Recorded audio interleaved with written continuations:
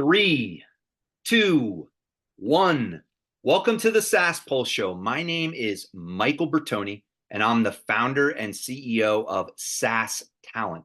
And I am really excited today. I have an amazing founder of WorkStream Technology. Rob Townsend is the founder. He's been doing it for 13 years. And what I told him in the pregame, it's like he builds scalable solutions for PeopleSoft and Workday. I think Yep. everybody understands what that is, right? So it's great to have you on the show, Rob. Thanks, Michael. Happy to be here. Yeah, so let's jump right into it here. I love, we talked pregame a little bit about the backstory. So I'm really kind of interested to understand your superhero backstory, right? That's what I always like to call it. So what led you, what your background, your journey that led you to where you are right now? So what does that look like? Yeah, sure. So my career has been fairly linear from things I've been doing over the last 30 years. But I graduated from Clemson in 1996. Go Tigers! And then my first job out of college was in the ERP enterprise resource planning space with a company called Dun & Bradstreet Software. And I was there for a year, and one of my mentors pulled me aside and said, there's this amazing hot company that you should immediately go interview for. So she set me up with an interview with a company called PeopleSoft, which was fairly new at the time in 96 or 97. And that really kind of defined my career. And I'm forever appreciative to Cheryl Rushing, wherever she is, because she really put me on a course for success. So I was in the PeopleSoft consulting world for about 4 years directly with PeopleSoft, and then kind of went internally as a consultant for a variety of other companies. And then 2008 went off on my own as an independent consultant. And in that capacity, I was basically an individual contributor to kind of larger ERP PeopleSoft consulting projects. And then in 2011, on a project at Sallie Mae, I met what ended up being my future business partner, Justin Moeller. And we just kind of had a similar view of where there was a lack of representation in the PeopleSoft market. And that was in what we call managed services. Sure. And if you can kind of break things apart, in the ERP world, specifically, PeopleSoft and Workday, there is an initial deployment or initial implementation that's usually a multi-year project, large in scale, but it has a fixed start point and a fixed end point. And then really for the life of those systems, they need care and feeding, kind of like a house. You build the house, the builder completes the task, and then they go away, but there's a forever, perpetual need to, renovate bathrooms and fix HVAC and things like that. So managed services is that. We provide that long-term support for our clients on the PeopleSoft system. That was our initial foray, and then more recently moved into the Workday platform as well. Got our Workday partnership in January, and are unbelievably proud to have finally earned that. It took some time. It's a tight ecosystem, but that's where we are today. We're a managed services provider for PeopleSoft and Workday. So everybody listening right now, right? So what did Rob do? Rob got a job. He became a solopreneur, right? He met his business partner. He built a company, right? So it's not that hard, right? No, it's hard. It's very hard. But like a lot of people are like that in the last year, Rob, have lost their jobs and they're like, what do I do? And like, I'm like, become a solopreneur, like get out there, get hourly, right? And that's your journey. It's amazing. I love that. Yeah. So tell the audience about WorkStream, right? So you've been doing it for 13 years. Yeah.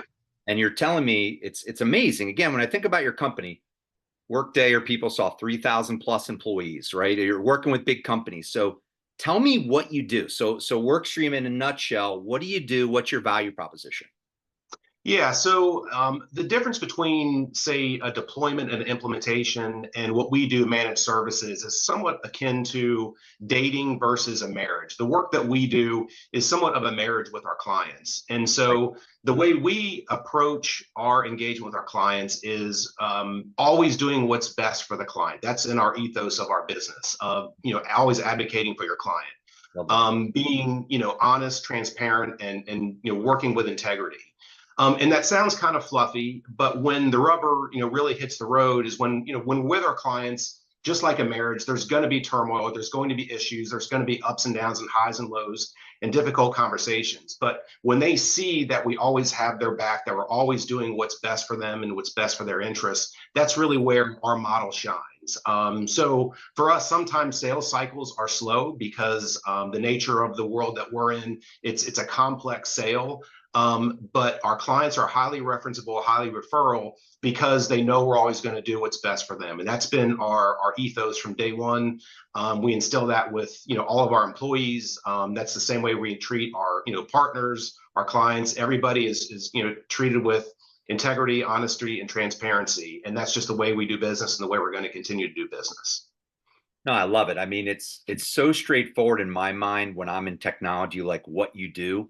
But I've always wanted to understand, like, so the specific things, like, so I'm sure you have a specific framework or a specific way you work. So let's dive into that a little bit, Rob, the value, because I'm sure you have a process that you're like, yeah, we've been doing this process this way for this long and it's rock solid. It's amazing.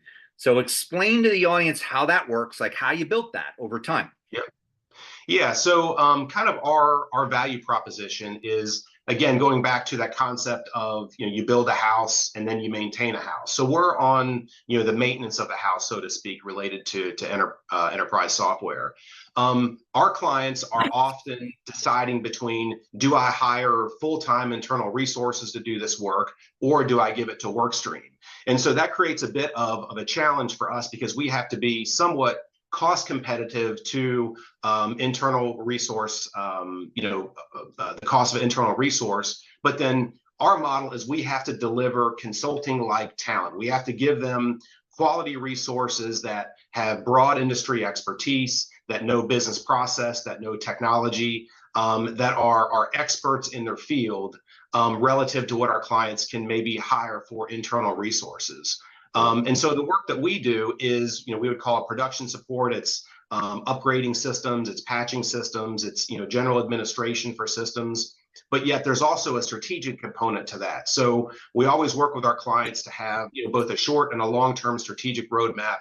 Where do they want their ERP systems to evolve? Maybe it's enhancing PeopleSoft using the latest and greatest features and functionality within the system, or maybe it's what's that next platform look like? Are they going to move off of PeopleSoft to say Oracle Cloud or Workday? So not only are we managing from a day-to-day perspective, we're engaged with our clients at a strategic level to provide that that level of expertise that they may not be able to get with those internal resources. And so that's really what our value proposition is short-term day-to-day activities, and then the strategic focus of helping them make sure they're they have a path moving forward on their ERP systems.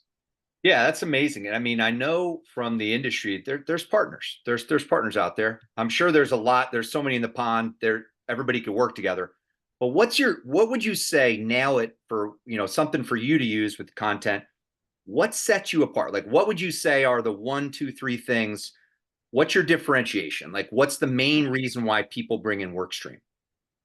Yeah, so the way we build our team is we have a very tailored team structured around exactly what our clients need. So when we come in and we're scoping a project, we look for where they have gaps, and it could be, again, somewhat of a technical gap. It could be a functional gap in their skill set. It could be that strategic level gap. And then we develop a team very specifically tailored to them. And we have we call fractionalized resources, where we sometimes use a pool of resources across multiple clients where they're getting just the allocation that they need, nothing more, nothing less. And then they're only paying for what they need, nothing more, nothing less. Every 90 days, we go through a rebalancing with our clients to say, do we have the right team for you? Do we need to scale up, need to scale down? Does pricing need to adjust accordingly?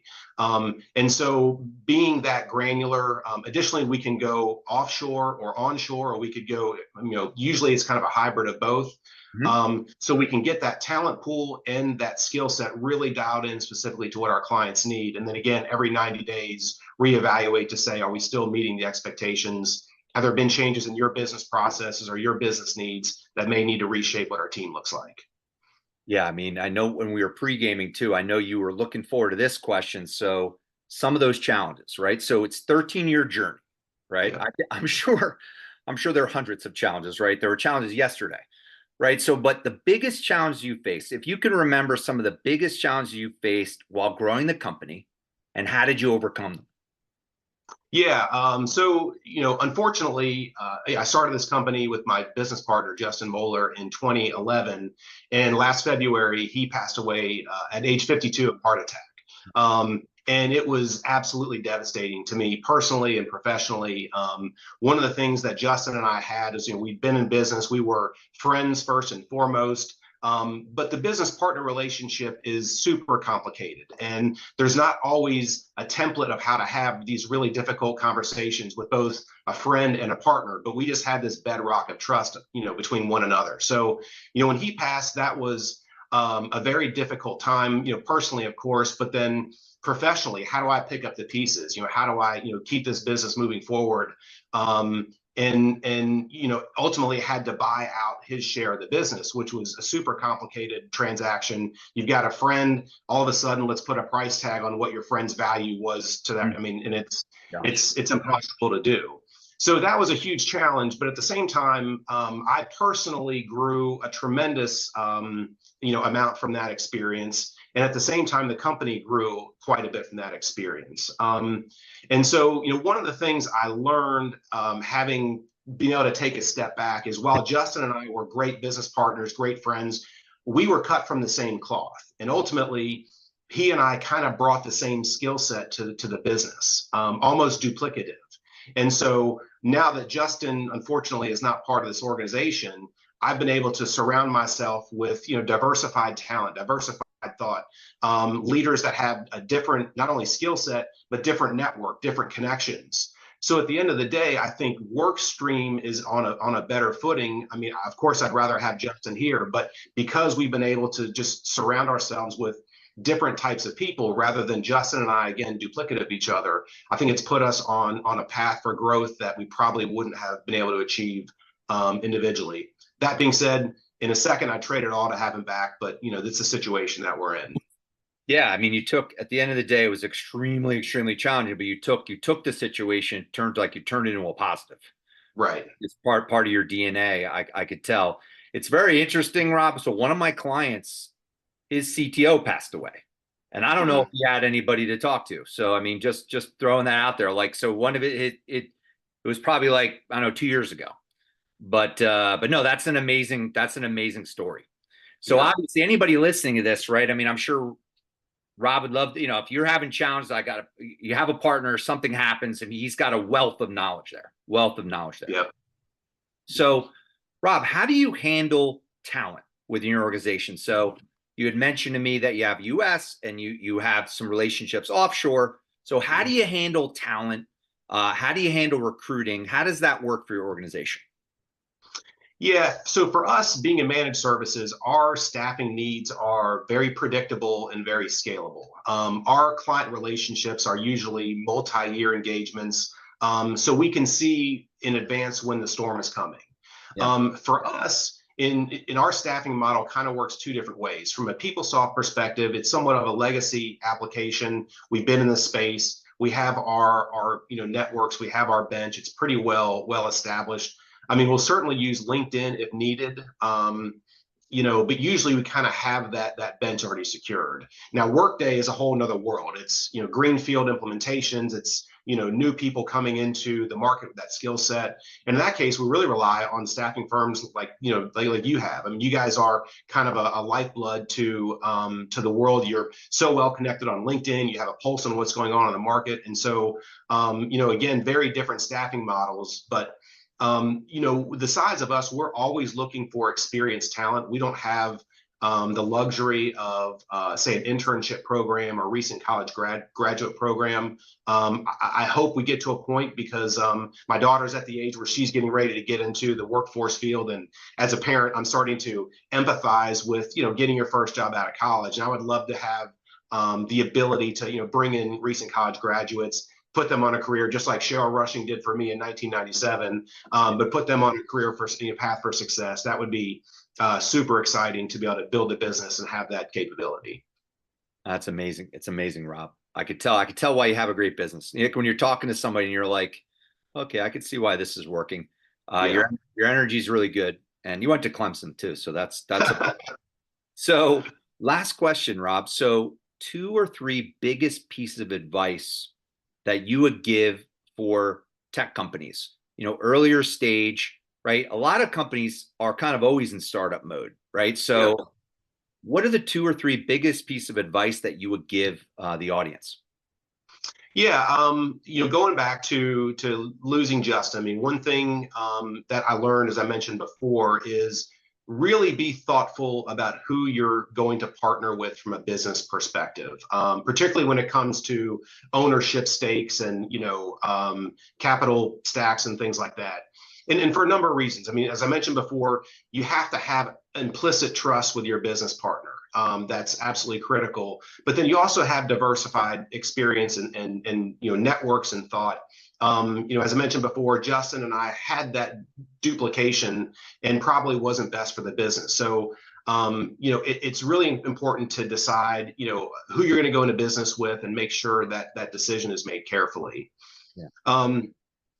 I lost my second point is what I've learned over the last year is really being able to let go of some of the details. I'm a process-driven, detail-oriented person, and I've had to learn that I need to rely on other people. And it's opened up a world of difference for me in my personal life and professional life of being able to outsource, some HR functions and outsource some financial functions and outsource marketing, and then bring in people and let them do their job. Let them be great salespeople. Let them be great marketers. Whereas, let's say 18 months ago, I was trying to manage that all myself, and I realize now I can't do it. So relying on other people, paying for their expertise, paying for their talent is so critical.